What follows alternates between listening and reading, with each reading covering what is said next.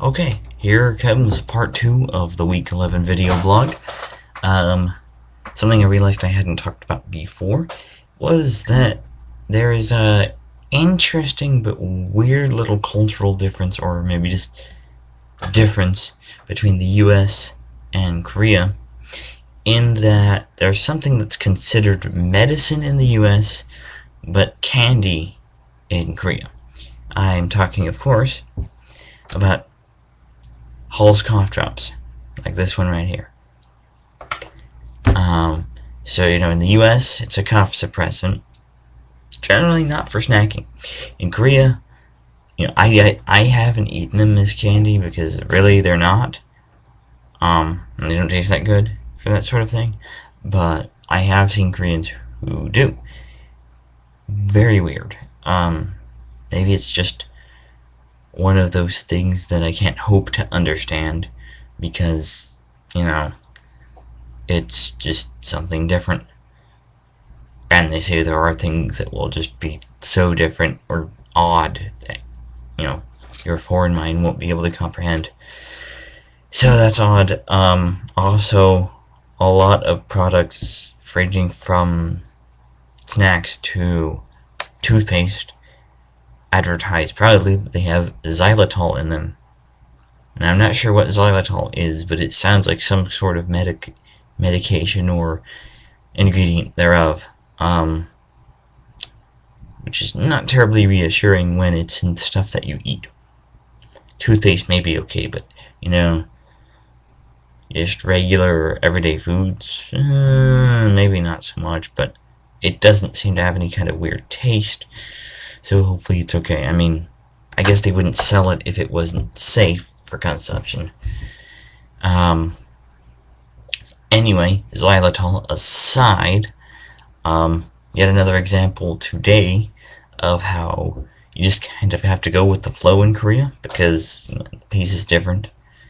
So in our history class, the instructor has begun her preparations for making kimchi enough to go through the winter, and she was talking about how she has to make some next week for her in-laws and make some the next week after that for her family. So she somehow got a sore throat or just wasn't feeling well after that. So today what we did after the individual presentations, which mine is coming up in 2 weeks,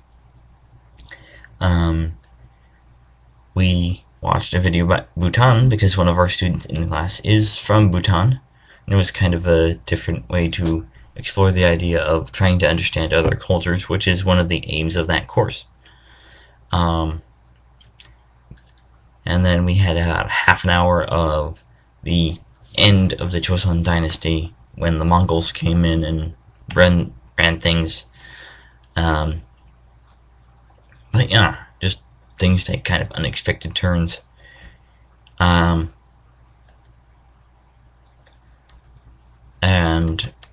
you just gotta go with it, because you never know what's gonna happen. If you just follow along and see where it's going. It was actually pretty interesting. And also, besides that, classes are pretty much normal, which means that they are still easier than the classes you'll have back home. But I wrote about that in my text blog, that basically why I think that is that, number one, the instructors are Korean, so English isn't their native language, and so grading papers that are longer in English will be a little bit harder for them because they're not as used to the language as we are. And then number two, so a lot of the classes, pretty much all of the ones I've seen have other non-native speakers of English in them as well, like Korean and Chinese primarily. And so writing a paper is going to be harder for them too. So, don't let that upset you. Just realize that it's going to be different, at least with this program, and that you just gotta, like I said, just sit back, Don't worry about it. Get the most out of your experience here that you can, because you're not going to be here for that long. It goes by incredibly fast, and I'm saying this with about a month and a half left, so just keep that in mind, and don't be afraid to try stuff. Don't be afraid to go somewhere, because if you are, then you'll miss something pretty cool, like the War Memorial. Something I'd never thought about going to, and even though I saw the signs for it, when I finally did go to it, it was very impressive. So that's all for this week. Just keep watching. Leave comments, please, or email them, or follow along with the text blog too. 감사합니다. 안녕히 계세요.